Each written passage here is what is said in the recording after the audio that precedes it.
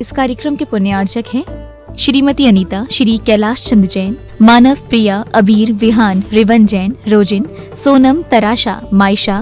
पता ज्ञान कुटीर KE 63, कावेरी कुंज, कमला नगर, आगरा। श्री रूपेश कुमार जैन, श्रीमती नीलम जैन, चांदीवाले। पुत्री कुमारी गुनगुन जैन, ज्ञान निकेतन E 433, कमला नगर, आगरा, उत्तर प्रदेश।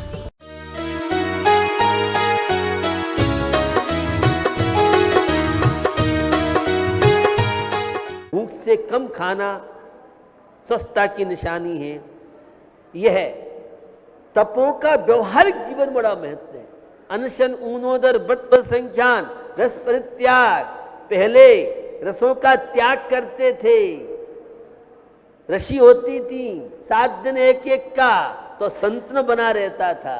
आज हमारा कोई ये सब व्रत पर संख्यान अटपटी विधि लेके मुनि महाराज निकलते हैं, तो हम भी आज 4 बर्तन, आज अमुक चीज इत्यादि रूप से यह नियम सदगस्त भी ले सकता है। अनशन, ऊनोदर, व्रत पर संख्यान, रस परित्याग, युक्त सय्यासन। मुनि महाराज तो एकांत में बैठ के संबंध निद्रा प्राप्त होते हैं। हम भी अपने जीवन में इस संबंध निद्रा के लिए तो ये विक्षयासन, काय क्लेश, शरीर को सुखिया स्वभाव दूर करने के लिए नाना प्रकार के प्रयास करते हैं। काय क्लेश तप है, यह तो हो गया बाही। अंतरंग तप प्रायश्चित, गलती का पश्चाताप करना। आलोचना पाठ पढ़ते हैं, सायकाल जो लोग आते हैं उन्हें ज्ञात है। बंधुओं, तप का अपना बड़ा महत्व है। अपनी वस्तुओं की सीमा कर लें, आवश्यकता से अधिक न रखें। भोजन दाल रोटी से भी काम चल सकता है। एक सब्जी से भी रोटी खा सकते हो, एक दाल से रोटी खा सकते हो। पता नहीं थाली में इतनी आइटम। भैया सबसे प्यारी चीज वो निकाल दो। तो आसक्ति घटाने के लिए ये तप बहुत बड़ा काम कर सकता है। बंधुओं, उस घी से तो दीपक जल सकता है, लेकिन दूध से दीपक जल जाएगा क्या? तो क्या बात है? अरे घी तो है उसमें, घी तो है, लेकिन वह दूध जब दही, और दही से जब मथानी में मथता है तो नवनीत, और फिर वह अग्नि पे तपश्चर्या करता है। आपको मालूम नहीं महाराज, आप पुराने जमाने में जीते हो। अब तो दही की आवश्यकता नहीं है, अब तो डायरेक्ट क्रीम निकल आती है। अरे क्रीम निकल आई तो भी तो उसे तपाना पड़ेगा भले आदमी।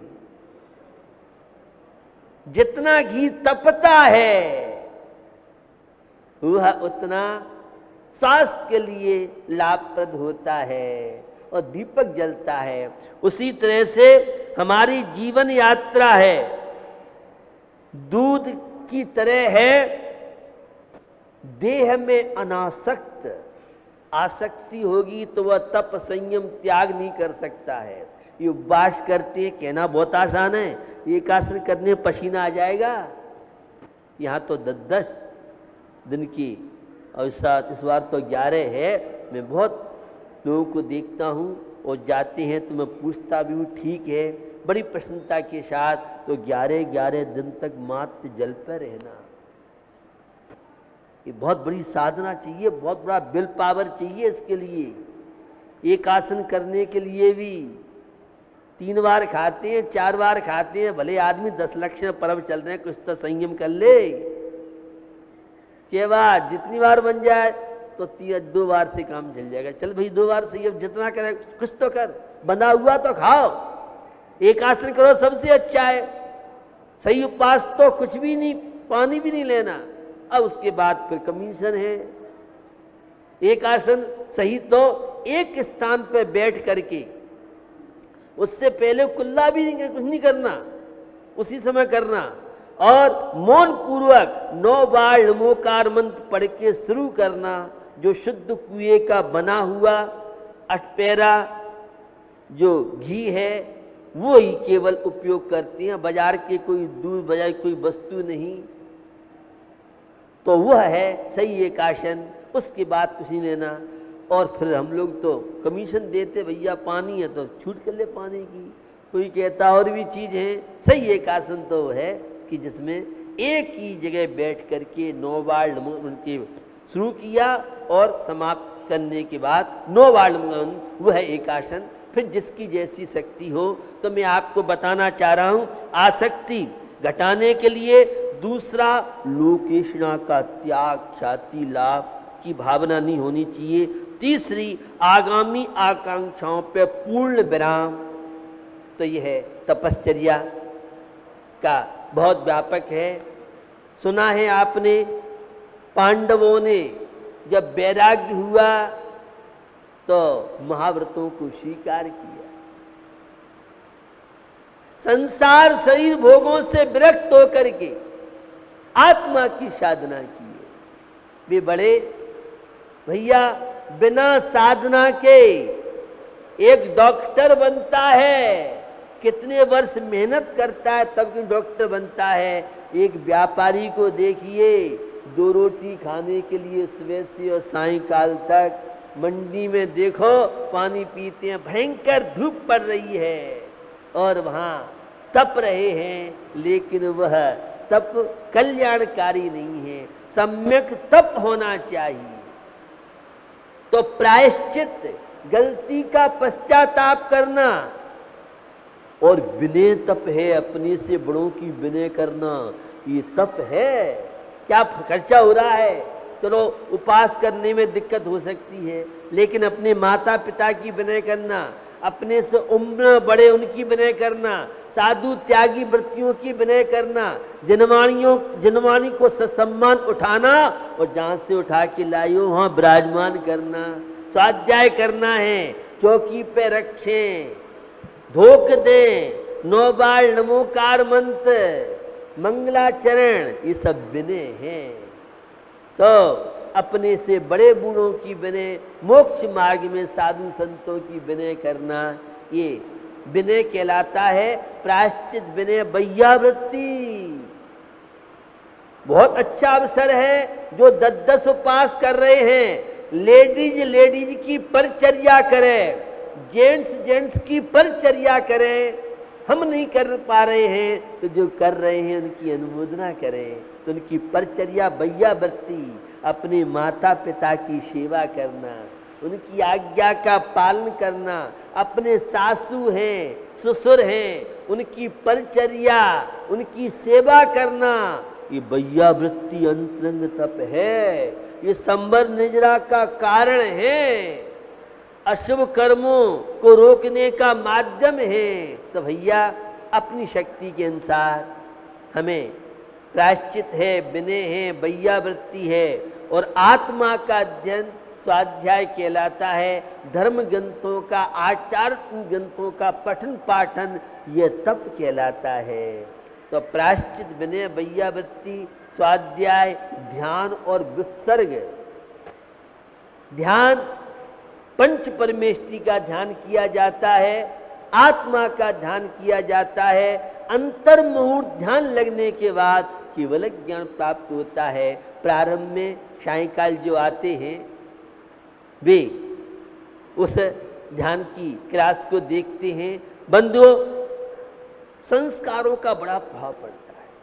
आज ही मुझे बचाया 10-12 वर्ष का बालक था और रात्रि को संगोष्ठी में बहुत बच्चे, सैकड़ों युवा बच्चे भी आते हैं।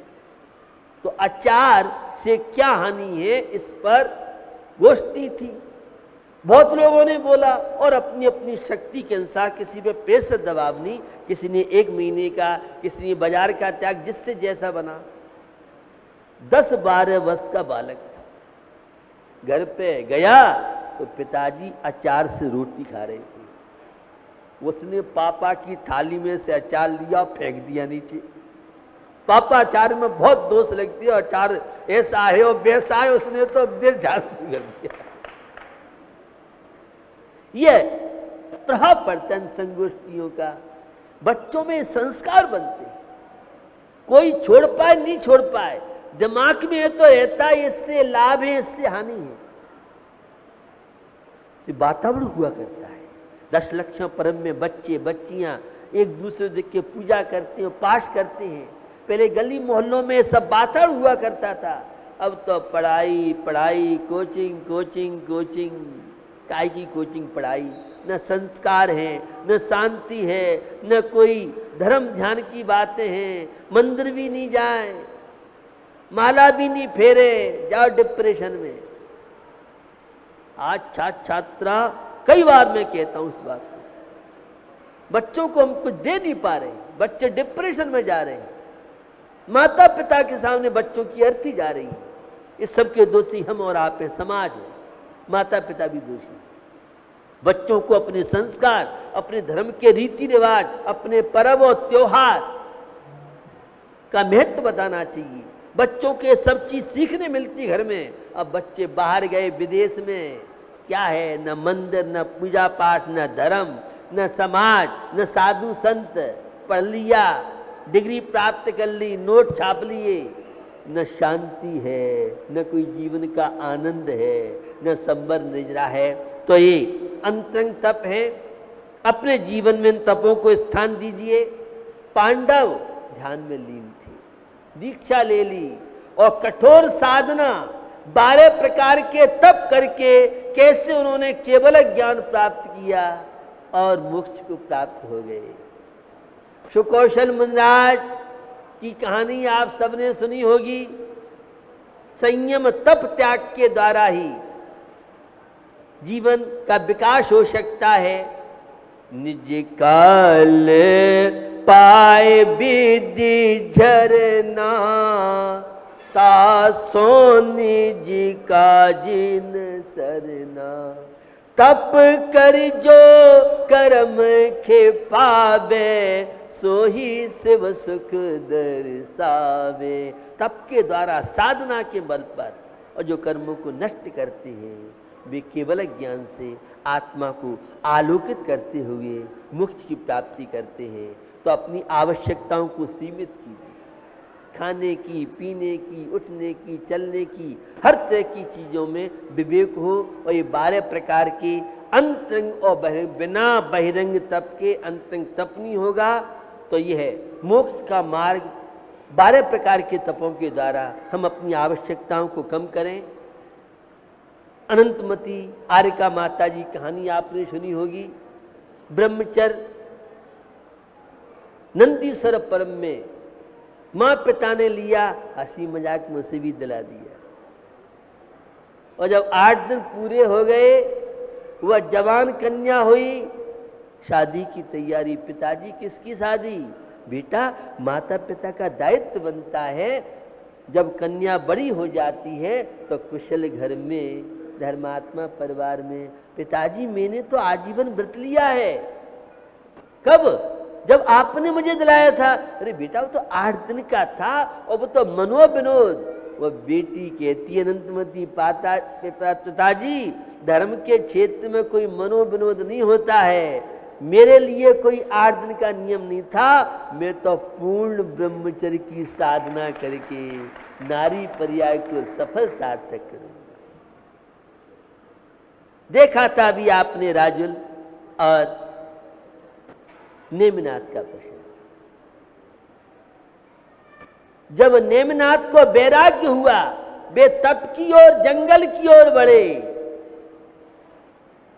तो राजुल के मन में कुछ क्षण के लिए, लेकिन जब संसार शरीर भोगों से विरक्त परिणाम बने, तप संयम से ही जीवन महान बन सकता है। चूड़ी उतारो, साड़ी उतारो, तारो सब श्रृंगार रे, मत ना मांग भरो तुम सखियां, जाऊंगी गिरनार रे, कोई चल के आज बता दे गिरबर की डगरिया, जंगल जंगल पर्वत पर्वत ढूंढो रे सांवरिया। किस तरह से नेमिनाथ तब मार्ग की ओर बढ़े, किस तरह से वह राजुल संयम तप त्याग के द्वारा भोगों की ज्वाला में नहीं जली, जीवन को शांति बनाने के लिए यह उत्तम तप की साधना मुंडा के द्वारा हुई। हम भी अपने जीवन में आवश्यकताओं को सीमित करें, क्षमता विषम परिस्थितियों में रखें, इच्छाएं जितनी घटेंगी। एक प्रसंग आता है, एक कोई ब्राह्मण थे, डिलीवरी होनी थी तो खर्चा चाहिए, कोई उनके पास भी साधन नहीं थे, तो जो सबसे पहले राज्य परिवार में पहुंचे उन्हें आशीर्वाद देने के लिए उसको वह बहुत इनाम देते थे। जब मालूम पड़ा तो सारी रात नींद नहीं आई, क्योंकि सुबह राजा पास दूसरा नहीं पहुंच गया।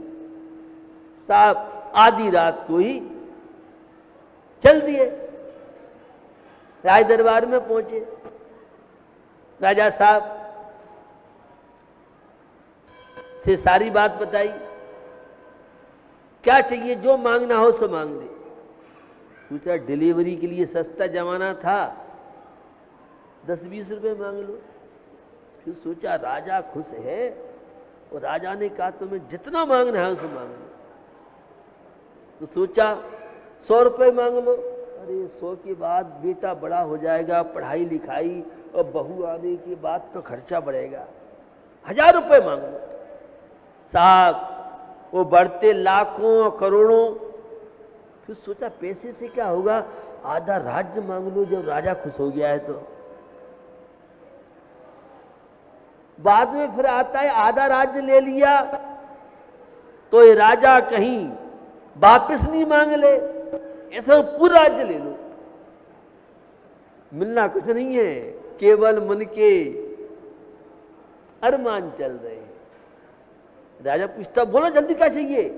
वो कहता प्रभु मैं तो जैसा हूं सो ठीक हूं। जब कुछ नहीं था और राज्य 3 लोग की संपत्ति पहुंच गया, भैया एक कामना इच्छाएं कभी जीवन में पूरी नहीं होने वाली, ये तो बढ़ती जाती है। आशाओं का हुआ खात्मा, दिल की तमन्ना पड़ी रही, बस परदेसी हुए रवाना, प्यारी काया पड़ी रही, प्यारी काया पड़ी रही। भैया ये शरीर तो तप की साधना के लिए मिला है, इससे जब तक रोग नहीं घेरे, जब से ज्ञान हो जाए तभी से लग जाओ तो जीवन की सफलता है। निज काल पाए विद झरना, तासो निज काजे न सरना, तप कर जो कर्म खे पावे, सो ही शिव सुख दर्शावे। भैया मुनि महाराज उत्तम तप की साधना की वे सिद्धालय के वासी बनते हैं। हम भी अपने जीवन में इच्छाओं को घटाएं, मन पे कंट्रोल करें, क्षमता रखें, विषम परिस्थिति में रहते हुए, और ये भावना भाएं हे प्रभु मैं भी सुकौशल सुकमाल की तरह, मैं भी मृत्युंजयी श्री राम की तरह, मैं भी भगवान महावीर की तरह तप की साधना की, और कब अपनी आत्मा को कोयला अग्नि में तप जाता है तो वाइट हो जाता है, ऐसे ही हम भी तप रूपी अग्नि में तपा करके नर पर्याय को सफल सार्थक करें। यह जीवन, यह मनुष्य पर्याय तप के लिए मिला है, न कि भोगों की ज्वाला, इच्छाओं की ज्वाला में जलने के लिए। तो आश्रम को हम समझे, अशुभ आश्रम ये है, पुण्य आश्रम भूमिका के अनुसार उपाधि है, और पुण्य पाप से अतीत शुद्धोपयोग का लक्ष्य रखते हुए शुभोपयोग प्रवृत्ति करना यह साधक का दायित्व बनता है, कर्तव्य बनता है। इसी भावना के साथ